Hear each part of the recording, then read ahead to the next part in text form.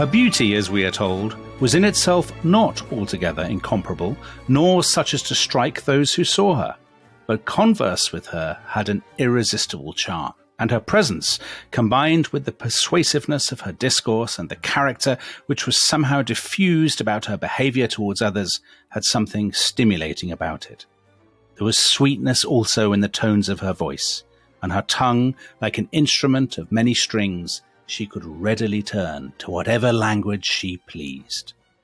So that is the historian Plutarch talking about Cleopatra VII, the subject of this mini-series. And Tom, that's one of the only real descriptions that we have of Cleopatra's appearance and personality. It's not just sort of propagandistic invective.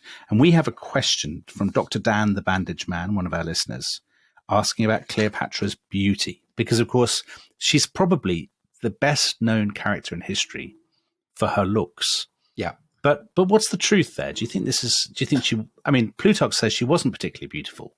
So what's the story? Yeah, I mean, the image of her, certainly in the 19th century, she becomes the toast of kind of symbolists and decadents. And she's cast as this kind of exquisitely beautiful, predatory vampiress who kills courtiers. She sleeps with sleeps with a man every night and then kills him in the morning. All this kind of stuff. And the assumption is that she's very, very sexual and she's very, very beautiful.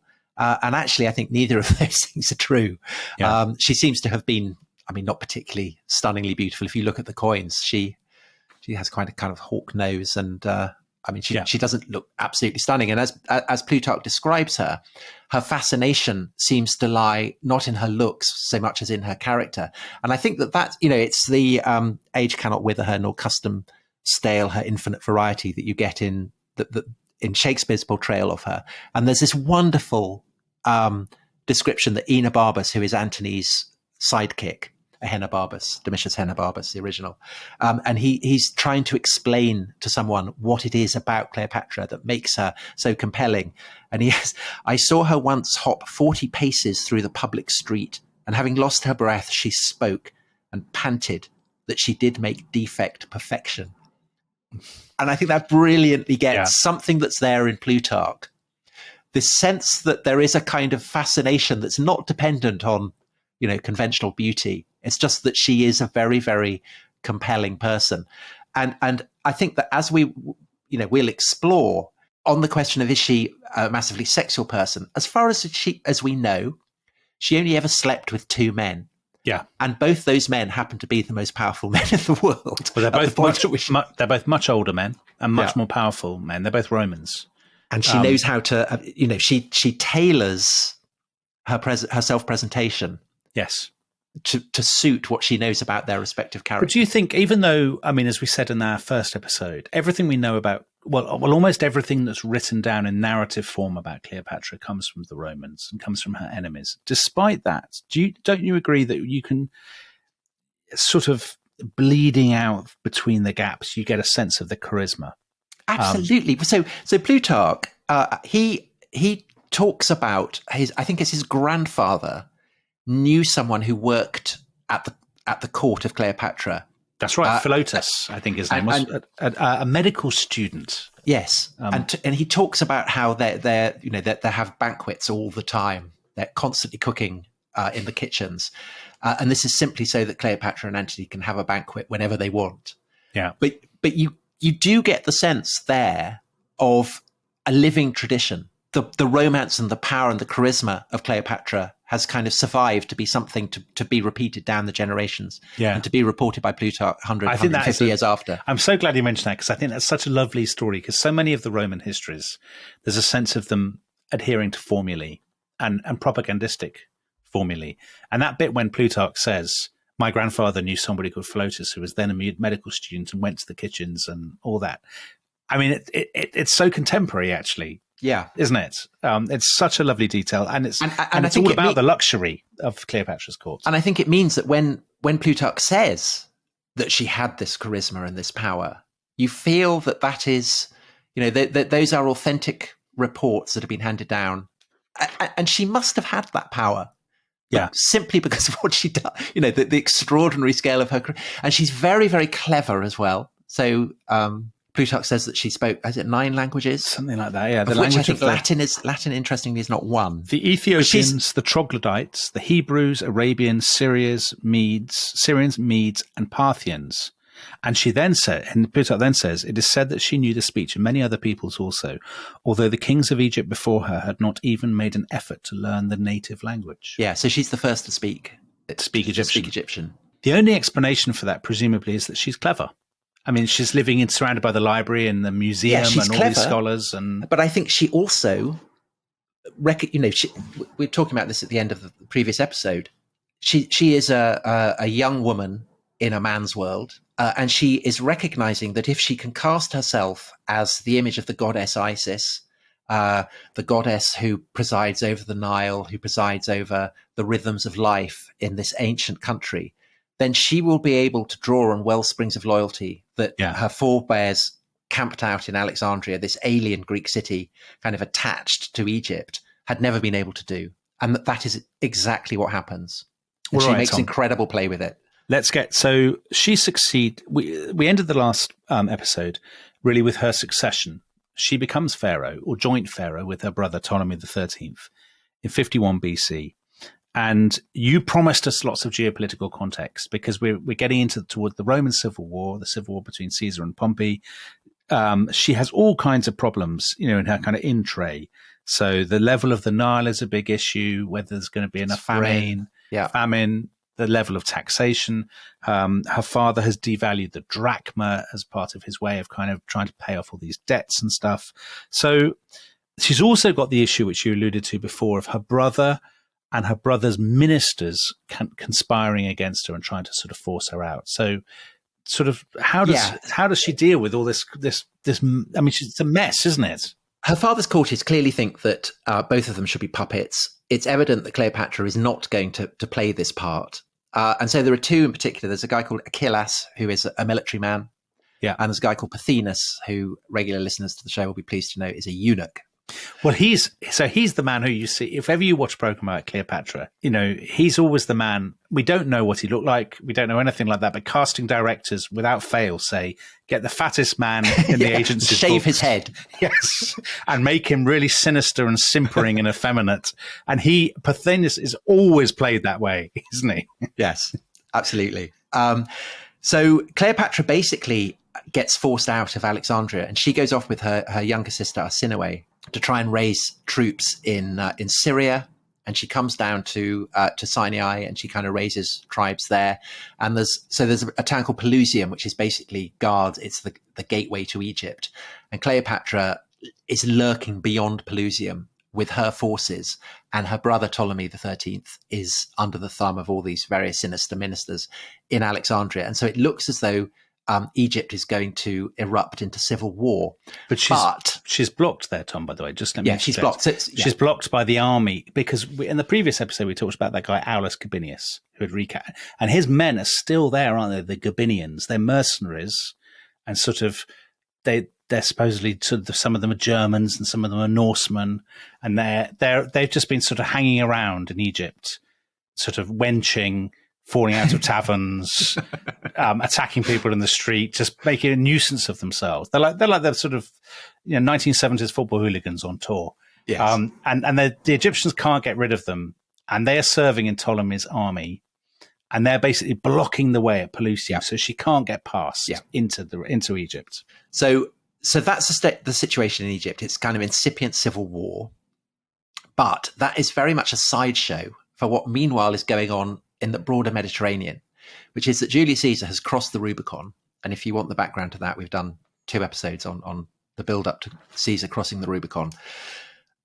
Pompey has taken command of what he sees as the kind of the constitutional, legitimate role. He stands at the head of the vast majority of the Senate. They have fled Rome. They've crossed the Adriatic. They've gone to Greece. Caesar has made sure of Spain. He's made sure of Italy. He then crosses with his fleet to Greece. He's vastly outnumbered. He ends up meeting with Pompey's armies at a place called Pharsalus, and against the odds, he beats Pompey. Why does he beat Pompey, Tom? Just very quickly. He's a better general. He's a cleverer, subtler general. Pompey is overconfident. Yeah. And Caesar is at the head of men who have been following him for years and years, who have absolute confidence in him, whose morale is sky high, who believe that they can do anything. Pompey is very much kind of resting on his laurels. He's drawing on a reputation that by this point is a decade and more old, and he doesn't have the legions to hand. So he had, this had been pointed out to him in the build-up to the Rubicon, and Pompey had said, well, I just have to stamp my foot and legions will emerge from out of the soil of Italy. But it didn't work like that. Caesar's legions are just too proficient. Caesar is they're too battle-honed. And so Pompey loses. He flees the battlefield, and he then has to decide, well, what am I going to do? And because he is the great conqueror of the East, he is the man who had brought much of the Near East under Roman power, who has kings across the Near East as his clients. He assumes that he can draw on them. And so he thinks, well, who is the richest, who is the most useful of these royal clients? It's the king of Egypt. Yeah. And so he decides he will go to Egypt. He will go to Alexandria. He will throw his weight around. He will pull rank, and he will get enough money to raise troops to go and have another crack at Caesar. So that's his plan. That's not a bad stratagem when you think about it, is it? He's lost Pharsalus, but he knows that the Egyptians owe him because he'd always been very close to Auletes, Cleopatra's father. He knows that Egypt is torn apart by this incipient civil war. So he can kind of go in as the strong man. And basically, he knows there's a boy king.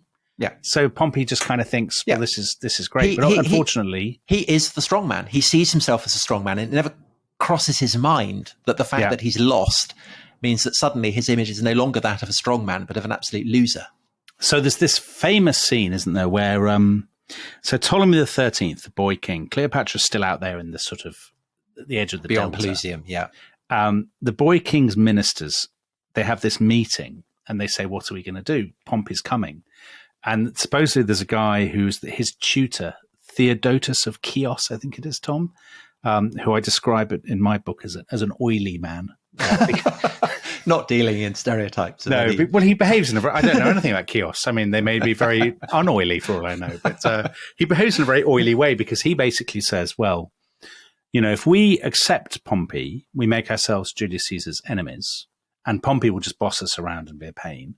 If we turn him away, he will be our enemy, and if he then wins, we're in a mess. And he says, and the quote is, there's only one way to please Caesar and have nothing to fear from Pompey. And he says, and that is, welcome Pompey and kill him. For as we all know, dead men don't bite, which is such a fantastic line. And then there's this incredible scene, isn't there, where Pompey, who is, as you say, this ancient war hero, he pitches up on his boat. They send a little fishing boat to greet him. The fishing boat has Achillas on, who is Ptolemy's commander, and an old associate of Pompey's called Lucius Septimius, who sort of says, well, he doesn't say anything at first, and Pompey says to him, don't I recognize you? Didn't you used to be an old comrade of mine? Septimius says yes, and they sail back towards the coast. And Pompey's got his speech with him that he's going to read to Ptolemy the 13th, this sort of speech of welcome.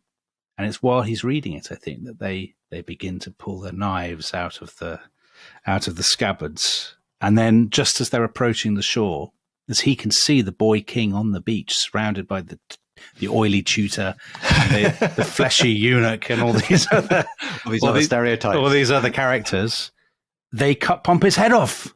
What a twist! What a twist! Do you think do you think Pompey was hard done by there, Tom? I think he had it coming. You think he had it coming? Well, I know I'll tell you who else thought he had it coming.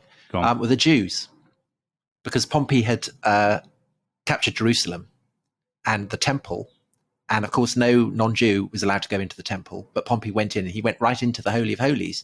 And the Jews said that from that point on, everything started going wrong for him. Yeah. And when the news came out that he'd been beheaded, Jewish poets hailed this as the victory of God over the pride of the dragon, and said of Pompey that he had failed to recognize that God alone is great.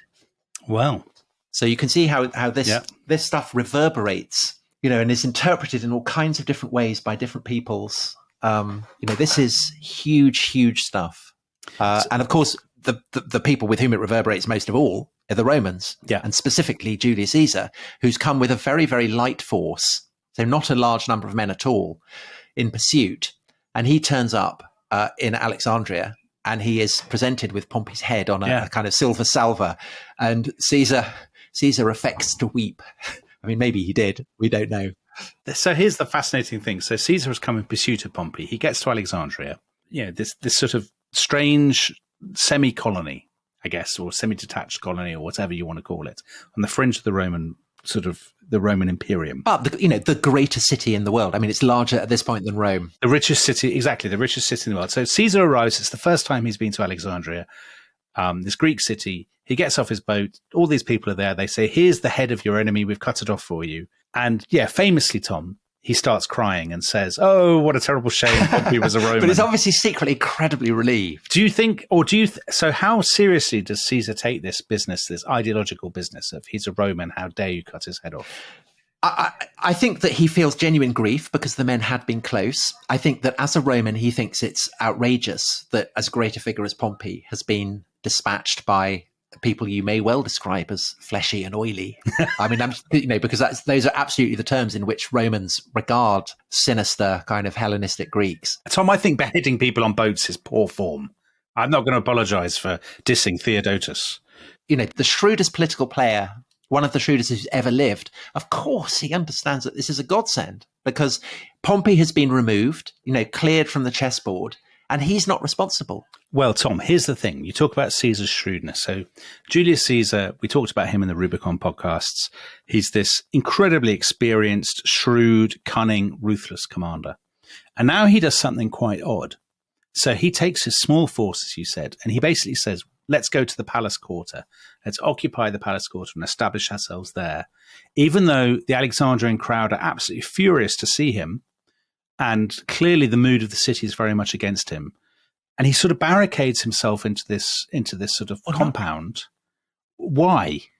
Well, not only that, but he behaves absolutely as a kind of plenipotentiary. He summons both Ptolemy XIII and Cleopatra into his presence, and he is going to decide which of them should rule and what the ordering of Egypt should be.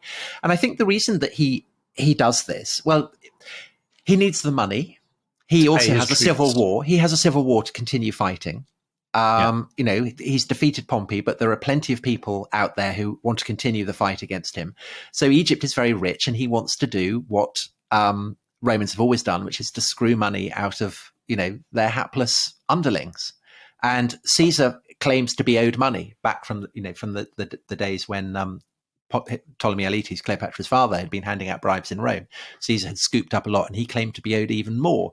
So I think that's the reason. The question is, why does he do this when he has so few people and at his back? And I think it's just that he's overconfident. And I think that the corollary of that, I think that he takes the kind of the Roman stereotyping of Egyptians literally. He thinks these are effeminate, sinister, decadent, inbred, corrupt people who are simply not worthy of, I don't even need to show them the respect of worrying about what they might do. So these are not Gauls. He's Vladimir Putin on the night of the 25th of February. Yes, and the truth is that, Caesar fights an enormous number of campaigns over the course of his career. What happens in Alexandria, he comes closest to being defeated and destroyed, closer than at any point in his career. That's a brilliant story in itself, and we'll get to it in a second. But Cleopatra, we left her. She's got her little army. They're out sort of by the Delta, desperate to get past Pelusium, this fortress, and this army to Alexandria. And she can't get there. He's summoned her, but she can't get there. Now, Tom, let's take a break and find out what she does and whether or not it involves a carpet. Yes, let's do that. Okay.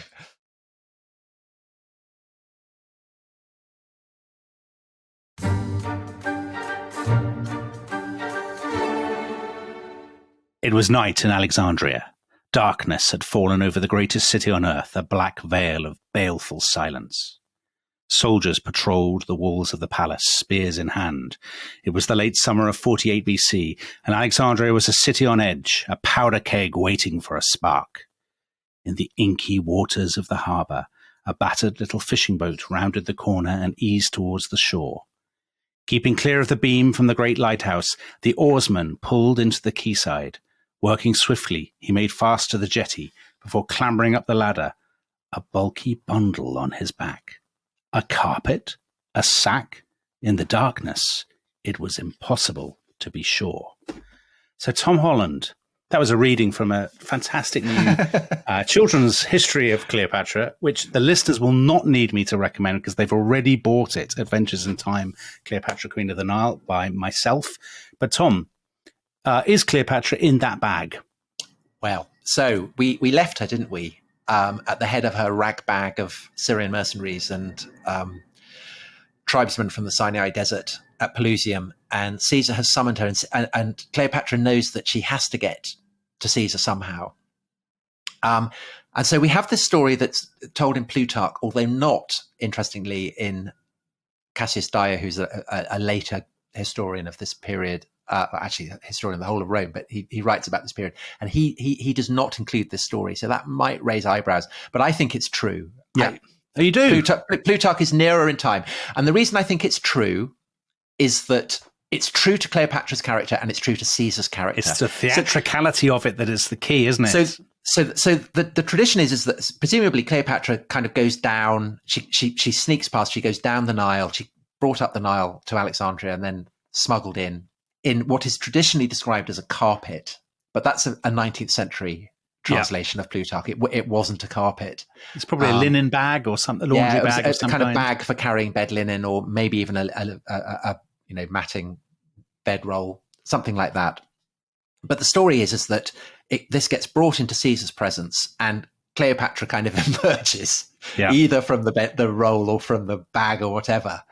And people have said, well, this wouldn't have happened because she was incredibly conscious of her dignity. She would never introduce herself like this. And that's true.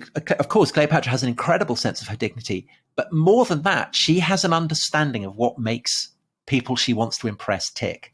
Yeah. And she will have studied Caesar, and she will have appreciated that he's an intelligent man with a taste for the kind of stunt that she's about to pull. And I think that it's evident that Caesar immediately takes Cleopatra's side. Yeah. In his long years of adventure, Julius Caesar had seen many things, but this was something beyond even his experience. The woman smiled. "Greetings, Commander," she said sweetly. "I am Cleopatra." Brilliant, Dominic. I'm sure it was exactly like... I mean, the problem is that Caesar himself... So in the commentaries that Caesar writes, and that are then, after his murder, written up by his lieutenants, Caesar barely mentions Cleopatra. Shocking. I mean, he just as he doesn't mention the Rubicon, crossing the Rubicon either in his commentaries. There are certain things that he doesn't want to draw attention to, and he doesn't want to draw attention to his relationship with Cleopatra. Equally, of course, Cleopatra does, because very, very rapidly Cleopatra gets pregnant, and we can only assume that this is absolutely deliberate on both the parts of both of them. Well, let's just pause a second. She's about 21. He is 52. So that's quite an age gap. But is it I mean, it's obviously not a love affair, but she's 21. She's presumably reasonably attractive, at least. Plutarch, in his description, he says she's not astoundingly beautiful, but he doesn't say, she's not going to drive you running out of the room. Julius Caesar has an eye for the ladies anyway, doesn't he? He's notorious for it. He's a sort of bad boy. Yeah. So, and she knows, so he's the first man that he's her first boyfriend, as it were. Yeah. And she's not approaching this as this sort of, I mean, there's this line that her brother's ministers put about that she's captured the old man by magic. But she must know exactly, I mean, she's doing this politically, right? It's not a romance. I think that there must have been an attraction between them. They obviously both liked each other. Yeah. And in a way, the whole kind of coming out of a sack stunt is Cleopatra's tribute to what an amusing and smart guy Caesar is. Right. So I think there's absolutely that dimension. But there's both of them have a kind of mutuality of interests, because Caesar suddenly realizes that he's surrounded by a howling mob. And so Achillas, the Ptolemy XIII's general is on the outside. Pothinus is inside.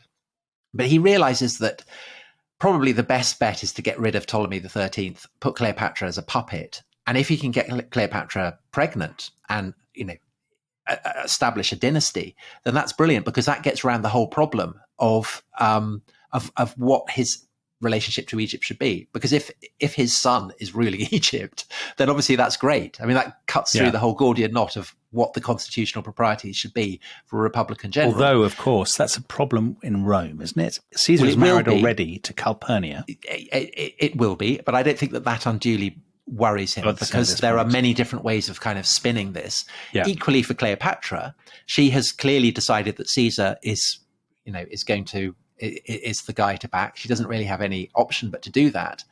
And if she can establish a dynastic link to the guy who may well end up ruling Rome, then obviously that's brilliant for her. And of course, her primary object at this point is to get rid of her brother. So we're in late 48 BC. Pompey is dead. They are in the sort of palace quarter of Alexandria. In this sort of, it's this sort of walled compound, I guess, or at least they've put up barricades or something. Yeah, so it serves as a fortress to stop the population breaking in and Achillas's army.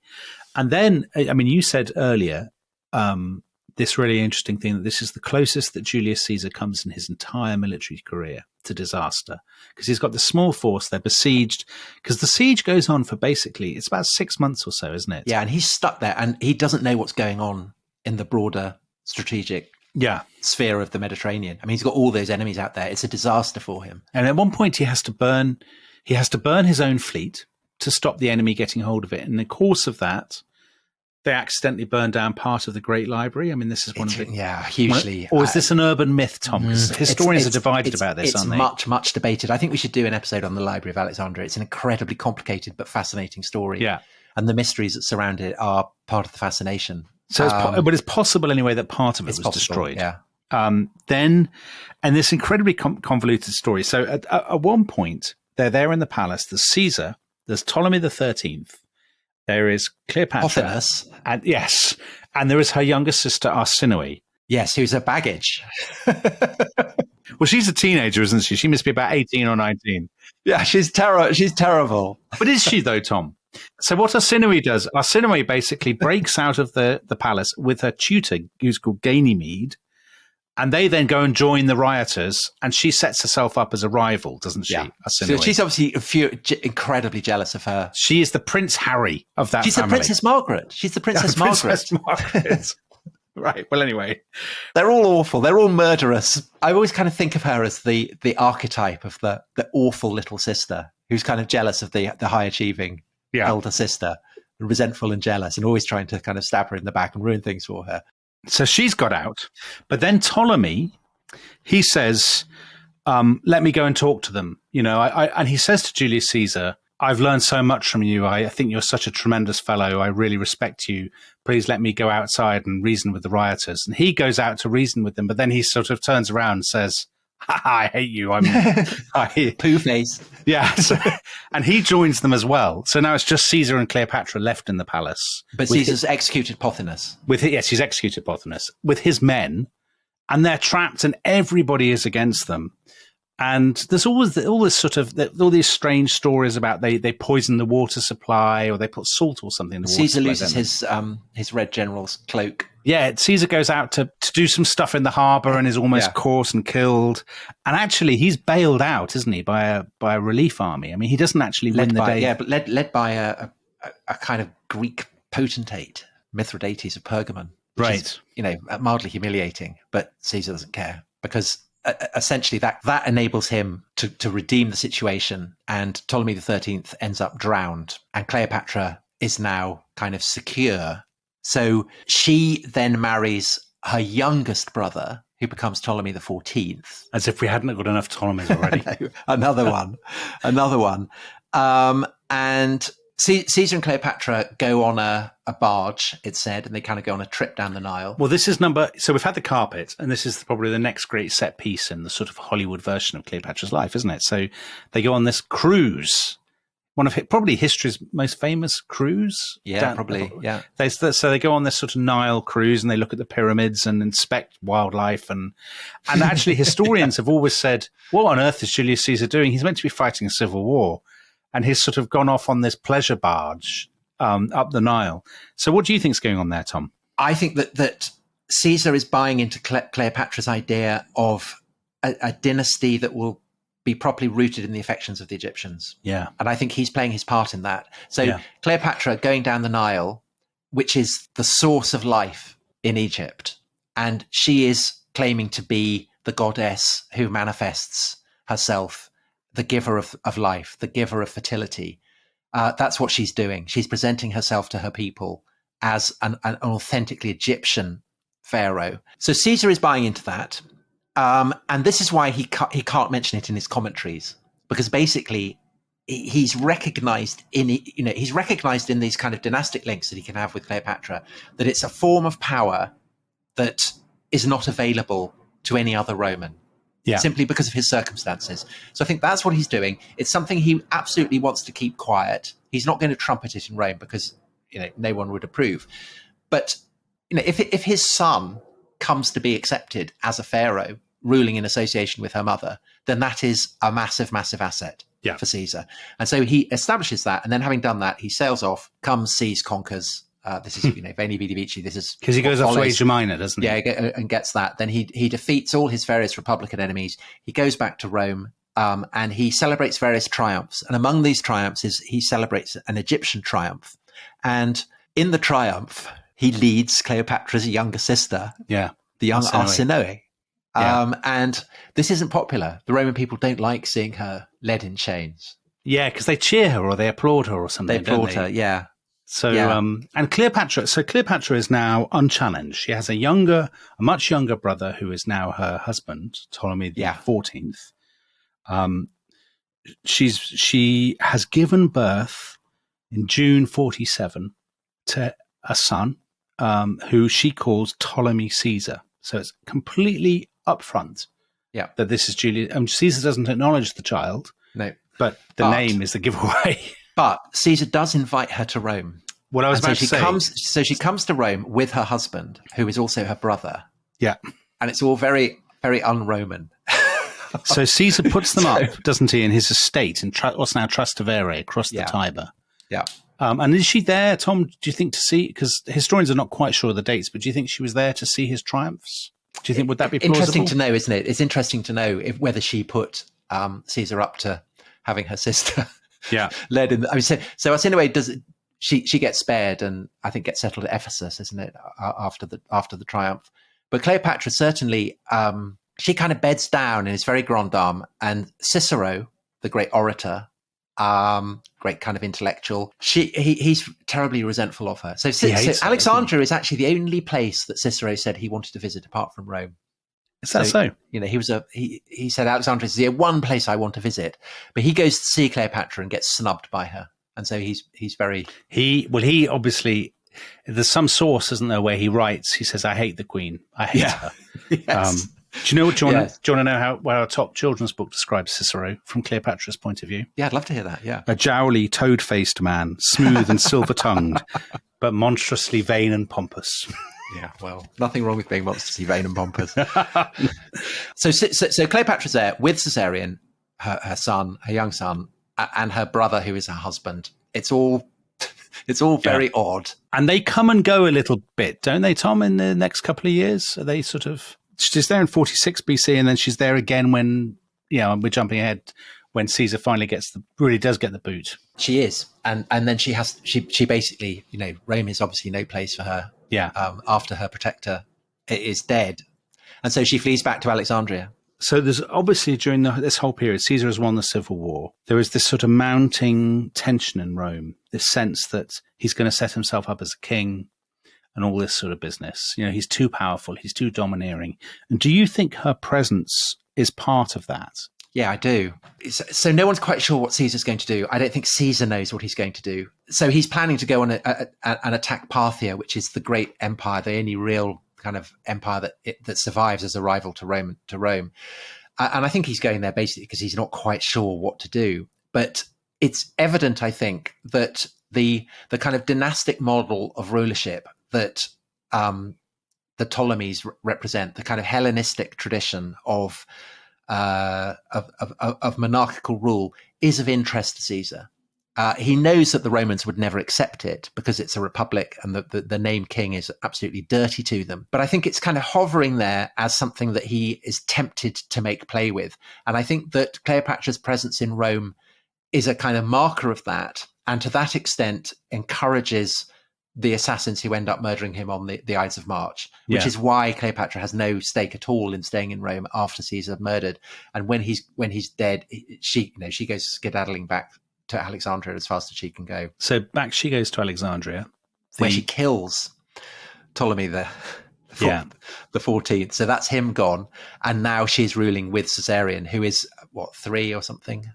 So why does she kill her brother? That's that's the most, in all her career, that's probably the single most ruthless and sort of jarring thing that she does. She kills It's not jarring. It's absolutely... Well, jarring to modern sensibilities, Tom. Murdering your brother is... rule. Her ambition is to rule, and not just to rule, but to reconstitute the Ptolemaic Empire. Yeah. To take it back to its former state of greatness. She can't do that if she has a kind of little brother breathing down her neck, because that little brother will become the thing of rivals to her. Well, so the equivalents of people like Icellas and Pothinus will use him as a cipher to strike back at her. And whereas her own son obviously will be massively under her thumb. And of course she's going to get rid of him. The situation in Rome makes it all the more imperative to do that, because her protector in Rome is dead. Yeah. The Roman world is slipping into civil war. So the presence of an alternative, is... She can't afford to have him hanging around. I said it was jarring. It's not jarring to anybody who knows the history of the Ptolemaic dynasty, because obviously the lesson of Ptolemaic history is you do it and you're right to do it. Yeah. Cleopatra killed him and she was right to kill him. Yeah. It was the only sane thing to do. It was the only sane thing to do. Because, of course, she is back in Egypt, but meanwhile, as in the early years of her reign, so now the context for what she is doing in Egypt is set by the threat of civil war in Rome and, by extension, the whole of the Mediterranean. And that is the context for what I think should be episode 3. I think we should halt now. Yeah. And episode 3, we should look at what happens with the civil war between Caesar's assassins and Caesar's avengers, and the Roman leaders who emerge from that, and what their relationship to Cleopatra is. Excellent. So if you're part of the Rest Is History Club, you can go straight to episode 3 right now. If you're not, you can either sign up at restishistorypod.com, or you'll have to wait until whenever it is that we release episode 3. But we will see you then for more Cleopatra-based action. Bye-bye. Bye-bye.